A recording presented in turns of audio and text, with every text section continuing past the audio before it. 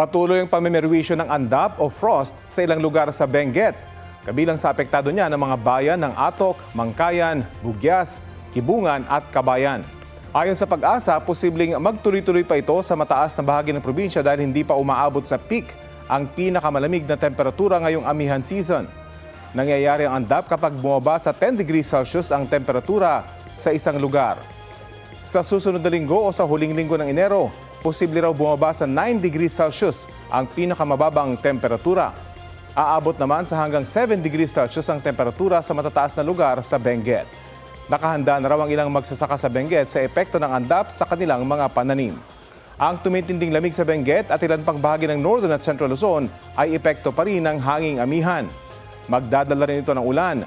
Dahil din sa amihan, sabi ng Pag-asa, maalon ngayon at delikadong pumalaot ang maliliit na sasakyang pandagat sa ilang baybayin ng Ilocos Norte, Cagayan, Isabela, Aurora, Quezon Province kasama na ang Pulilio Islands. Bukod sa amihan, magpapaulan din sa ilang panig ng bansa ang shear line, easterlies at intertropical convergence zone. May panibagong low pressure area ang namuo sa labas ng Philippine Area of Responsibility. Namataan niya ng Pag-asa mahigit 1,000 kilometro east-southeast ng southeastern Mindanao.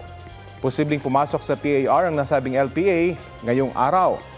May medium chance ito na maging bagyo. Kung sakali, tatawagin niya na bagyong Ada, ang unang bagyo sa bansa para sa taong 2026. Ngayong Martes, naitala sa Baguio City ang 14.8 degrees Celsius na minimum temperature habang 23.8 degrees Celsius dito sa Quezon City.